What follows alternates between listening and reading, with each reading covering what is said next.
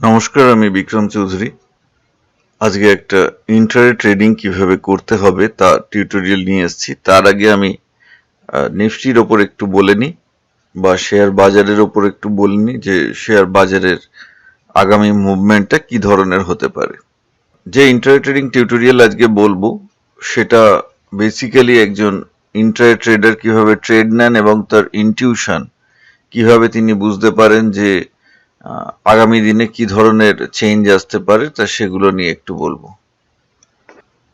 তো সেই ইন্টারট্রেডের পার্টে যাওয়ার আগে একটুখানি আমি শেয়ার বাজারের ব্রড আলোচনাটা করে নিই। সেটা হচ্ছে আগামী দিনে শেয়ার বাজার দেখুন লাস্ট 6 দিন ধরে নিফটি একটা রেঞ্জের মধ্যে আছে। হাই গেছিল 17,400 আর লো করেছিল 17,009 এরকম। মোটামুটি ক্যান্ডেলগুলো ক্লোজ দিয়েছে বেশিরভাগই 17,100-র কাছাকাছি, তার নিচে নামেনি। এখন এইখানে কিন্তু একটা কনজেশন আছে। যতক্ষণ না কোনো এক সাইডে মুভমেন্টটা হচ্ছে ততক্ষণ কিন্তু আমরা প্রেডিক্ট করতে পারি না নিফটি এখন কোথায় যাবে। আগামী দিনে পরশু উঠেছিল, গতকাল পড়েছে, আবার সোমবার যখন ওপেন হবে তখন মানে মার্কেট ডেতে যেদিন মার্কেট ওপেন হবে সেদিন কিন্তু আবার আপে যেতে পারে বা এই লেভেল ক্রস করে তলায় আসতে পারে। তা সেই অনুযায়ী কিন্তু আমাদের ট্রেড নিতে হবে। অনেকে একটা বলেন যে দাদা আগামীকাল কি হবে, আগামীকাল আমরা কি ট্রেড করব, মার্কেট আগামীকাল কোন দিকে যাবে। একটা কথা বলে দিই, এটা কিন্তু কোনো ট্রেডার সুলভ কোয়েশ্চেন নয়। আগামীকাল কি হতে পারে সেটা একটা অ্যাজাম্পশন, সেটা একটা ধারণা, সেটা কল্পনা আমাদের বা তার সম্ভাব্যতার বিচারে। কিন্তু আগামীকাল কোন দিকে গেলে আমি কি ট্রেড করব সেটা একজন ট্রেডারের অ্যাটিটিউড। এটাই হবে। আগামীকাল কি হতে পারে সেটা তো একটা জল্পনা কল্পনার ব্যাপার, কিন্তু কি হলে আমি কি করব সেটা হবে একটা ট্রেডারের অ্যাটিটিউড। একজন শেয়ার ট্রেডার যদি ট্রেডিং শিখতে চায় তার এই জায়গাটাতে ফোকাস করা উচিত। কি হতে পারে প্রেডিকশন নয়, আমি কি করব, যেটা আমরা শেখাই আমাদের কোর্সগুলোতে। মেনলি এগুলো পেইড কোর্সে শেখানো হয়। তো যাই হোক, একজন ট্রেডারের অ্যাটিটিউড কি হবে সেটা আমি বললাম। এবারে নেক্সট অংশে আমরা আলোচনা করব যে ট্রেড কিভাবে নিতে হবে ইন্ট্রাডেতে বা কিভাবে আপনি কিছু কিছু জিনিস প্রেডিক্ট করতে পারবেন। এটা হচ্ছে নিফটি ফিউচারের চার্ট। আমরা আগে দেখছিলাম নিফটি অ্যাকচুয়াল সূচকের চার্ট, আর এইটা দেখছেন নিফটি ফিউচার্স। ফিউচার্সের ক্যান্ডেলগুলো মোটামুটি একরকম কিন্তু এক্স্যাক্ট আইডেন্টিক্যাল নয়। এটা নিফটি মার্চ ফিউচার, মানে নিফটি ইন্ডেক্সের ওপর ট্রেড করতে গেলে ফিউচার্সে গ্রাফটা এখানে আপনারা দেখতে পাচ্ছেন।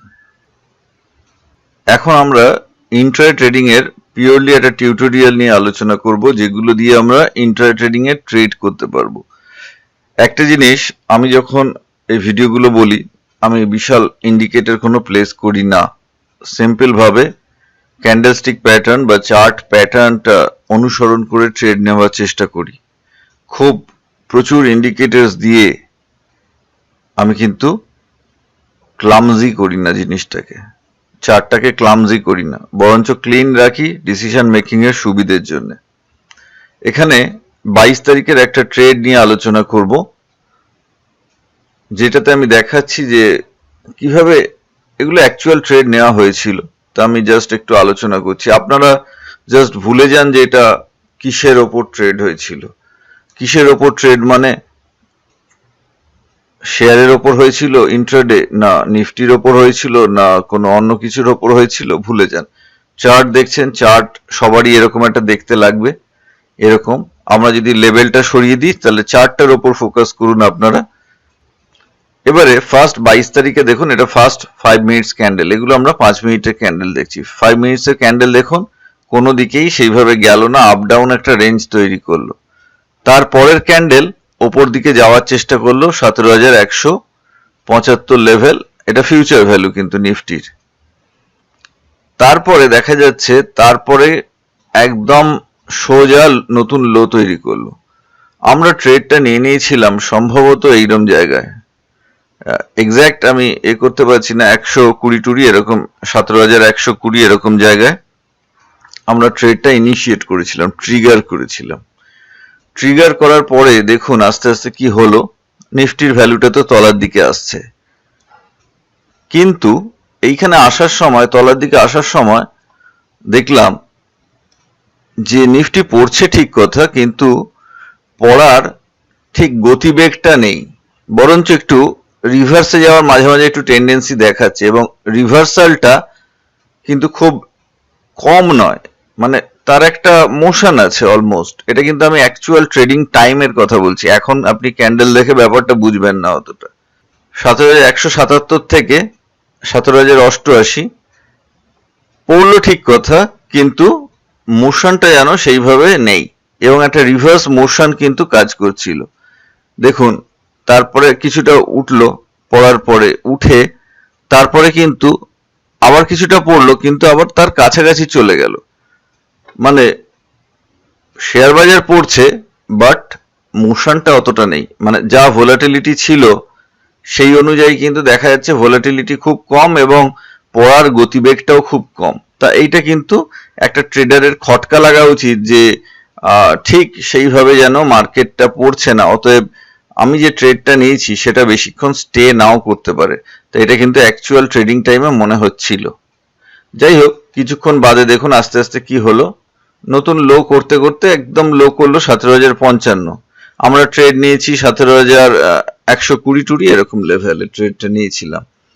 তা 155, তাই মাঝে এরকম ইন্টারমিডিয়েট পিরিয়ডে আমরা ট্রেডটা ক্লোজ করে দিই। তারপরে দেখুন আস্তে আস্তে আস্তে আস্তে এখানে গেল, আপসাইডে গেল, এটা রিট্রেসমেন্ট আমরা ধরছি। তারপর আবার কিছুটা এলো, কিন্তু এই যে লোটা ছিল তার ওপরেই রয়ে গেল।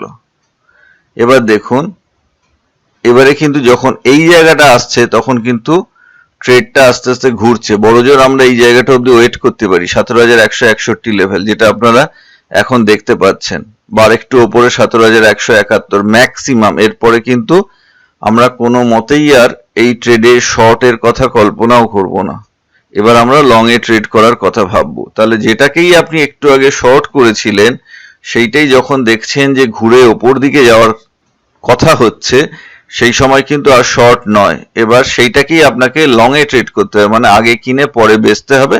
অফকোর্স আমরা ইন্ট্রাডে ট্রেডিং এর কথা ভাবছি, হোল্ডিং এ যাওয়ার কথা ভাবছি না। তো যাই হোক, এই প্রথম অংশে যখন শর্ট করা হলো সেইটা ট্রেডটা ক্লোজ করে বেরিয়ে আসা হয়, এবং ঘটনাচক্রে পরের অংশটা আর আমাদের দেখাই হয়নি খুব ব্যস্ততার জন্য। আমি যখন লক্ষ্য করি তখন একদম এই জায়গাটা 2:20 আমি ফের লক্ষ্য করলাম যে নিফটি ফিউচার কোথায় চলে গেছে, বা আমরা যদি করেসপন্ডিং নিফটির ভ্যালুটাও দেখি, একটু দেখে নিতে পারি। এটা হচ্ছে নিফটি ইন্ডেক্সের ফিউচার ভ্যালু নয়, এটা নিফটি ইন্ডেক্সের অ্যাকচুয়াল চার্টটা আপনারা দেখতে পাচ্ছেন যে নিফটি ইন্ডেক্সও কিন্তু সেদিন টপ ছিল হচ্ছে 17,136, সেটা আমি 22 মার্চের গ্রাফ দেখাচ্ছি, এটা অ্যাকচুয়াল ট্রেডিং এর গ্রাফ, এবং তারপর ঘুরে হাইটাকে ক্রস করে 17,131 ক্রস করে আস্তে আস্তে সেটা ক্রমশ ওপর দিকে চলে আসে, এবং 2:20 আমি যখন দেখি তখন নিফটি ভ্যালু এরকম 17,250 এবং ফিউচারের ভ্যালু 17,303 এরকম। তা যাই হোক, এই ট্রেডটার একটা পরবর্তী অংশ আছে, সেটাও বলে দিচ্ছি। এই ট্রেডটা একদম যখন সেদিন আর কোনো লং এ ট্রেড করা হয়নি, কিন্তু একদম মার্কেট ক্লোজের সময়, মার্কেট যখন ক্লোজ হচ্ছে 3:20-25 এরকম বাজে, তখন চার্টের যে ফরমেশনটা হয়েছিল ডেইলি চার্টের, আমি একটু ডেইলি চার্টটা দেখিয়ে দিই তাহলে বুঝবেন। এই যে বড় সবুজ ক্যান্ডেলটা দেখতে পাচ্ছেন লাল ক্যান্ডেলের পরে, যেটা এনগালফিং বলা হয়, তো সেই ক্যান্ডেলটা ছিল লাস্ট ডেইলি ক্যান্ডেল সেদিনকার 22 মার্চের, যেদিনকার ইন্ট্রাডে চার্টটা আমরা দেখলাম। তো সেটা কি করেছিলাম আমরা, যখন এটা একদম ক্লোজিং আওয়ারে আমরা ফিউচারে বাই করলাম, বাই করে সেদিন হোল্ড করলাম। হ্যাঁ, এখন একটা প্রশ্ন আসে, ফিউচারে বাই করতে কত টাকা লাগবে? আপনার অ্যাকাউন্টে 1 লাখের কাছাকাছি টাকা দরকার এক লট ফিউচারের ট্রেড করার জন্য। এবারে দ্বিতীয় কথা আসবে, এই 1 লাখ টাকা দিয়ে আপনি কিরকম লাভ করতে পারেন। এই 1 লাখ টাকা ঠিকঠাকভাবে ইউটিলাইজ করতে পারলে ফিউচার্স ট্রেডিং এ দিনে 1000-5 টাকা রোজগার করা যায়। আমি একটা গড় বললাম, ওয়ান লটে 5 কেন, কেউ 15-20 হাজারও এক লটে রোজগার করতে পারেন। তো আমি একটা অ্যাভারেজ বললাম, 1 লাখ টাকা নিয়ে 5000 টাকা মতো রোজগার করা যায়। তা 5% একদিনে যদি কেউ রোজগার করেন সেটা কিন্তু খুব একটা খারাপ নয়, যদি তিনি ঠিক করেন। হ্যাঁ, ভুল করলে স্টপ লস এসবে 2000 টাকা মতো যাবে। ফিউচার্স ট্রেডিং এর একটা স্টপ লস দিতে গেলে মোটামুটি 1000-2000 টাকার লসের আপনার নিতে হবে। মানে জেনারেলি কিছু কিছু সময় এদিক ওদিক হতে পারে, কিন্তু ইন জেনারেল আমি বললাম, কখনো হয়তো এটা 1000 টাকার মধ্যেও স্টপ লসটা আসতে পারে, কিন্তু জেনারেলি স্টপ লস আমি দেখেছি 1000-2000 টাকার একটা ডিফারেন্স থেকেই যায়, মানে সেই লসটা আপনার নিতে হতে পারে। তো যাই হোক, ট্রেডিং এর কথায় ফিরে আসি। তো এই যে পরের 23শে মার্চের কোনো লাল ক্যান্ডেল সেদিন নেই। আমরা একটু দেখে নিই, এই জায়গায় মার্কেটটা ক্লোজ হলো এবং এইখানে আমরা ওভারনাইট ফিউচারটাকে হোল্ড করলাম। ওভারনাইট ফিউচারটাকে হোল্ড করা মানে হচ্ছে আমরা এক্সপেক্ট করছি পরের দিন ফিউচার্স ভ্যালুটা বাড়বে আরো। পরের দিন দেখা গেল যে এটা ওপেন করলো। এখন আপনি তো 24শে মার্চের লাল ক্যান্ডেল দেখছেন, কিন্তু তখন তো এই জায়গাগুলো পুরো ব্ল্যাঙ্ক।